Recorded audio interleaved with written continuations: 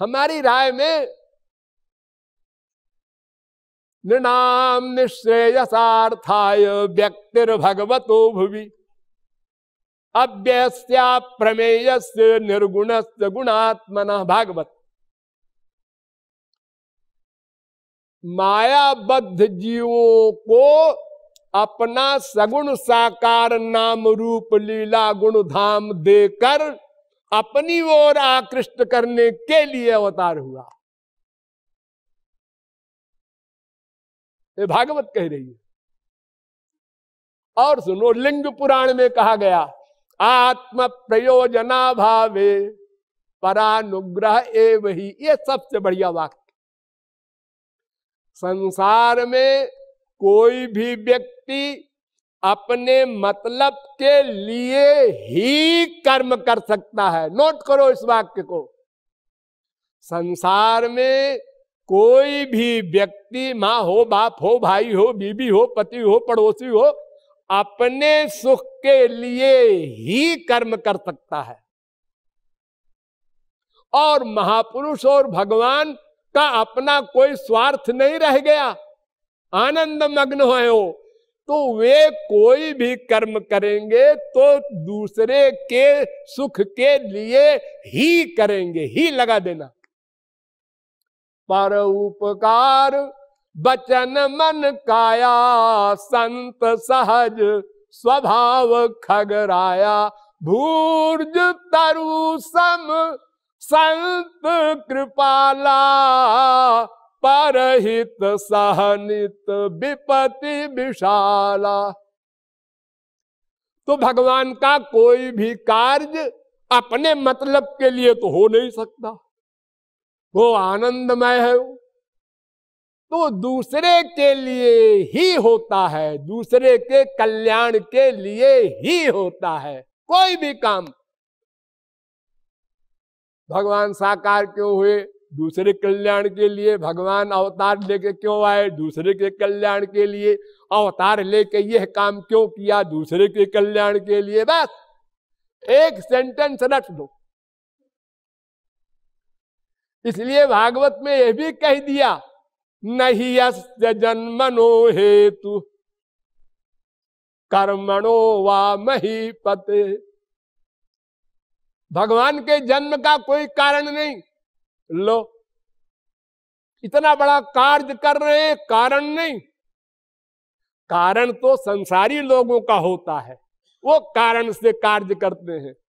भगवान कारण से कार्य नहीं करते, वो दूसरे के लिए करते हैं।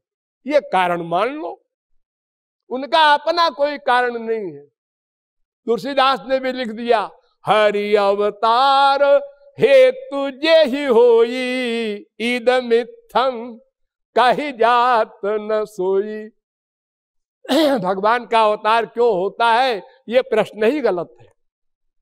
क्योंकि भगवान का कोई भी काम क्यों होता है? जीवों को आनंद देने के लिए। इतनी लीलाएं करें अवतार लेकर, मनुष्य का मन सगुण साकार से प्यार करने की आदत वाला है। ये निर्गुण निराकार जो मेरा रूप है ब्रह्म का, वो बेचारा पकड़ नहीं सकता। एक ब्रह्म है, ब्रह्म, उसका नाम क्या है? नाम नहीं है। आप ब्रह्म तो बोल रहे हैं, अच्छा चलो नहीं बोलते ब्रह्म। एक है ऐसा कोई, उसका नाम नहीं है, उसका रूप नहीं है, उसमें कोई गुण नहीं है, उसकी कोई लीला नहीं है, उसके कोई मकान कहीं लोक नहीं है। ऐसा कोई एक है, उसका ध्यान करो। काहे का ध्यान करेगी? हम तो हाथ पैर वाले आदमियों का ध्यान करते हैं। माँ है, बाप है, बेटा है, स्त्री है, पति है, इसी के आदत वाले हैं हम लोग। अव्यक्ता ही गतिर्दुःखम देहवद्भिर्वाप्यते क्लेशोधिक तरस्तेषाम। शंकराचार्य ने माना है साधन चतुष्टय संपन्न हो जाओ तब आना इस गली में, और फिर भी परत खगेश न ला गई बारा, बार बार गिरोगे। आरूढ़ योगोपि निपात्यते धः, योगारूढ़ होकर भी पतन हो जाता है। ज्ञानम क्षरति, मनु जी यही कह रहे हैं।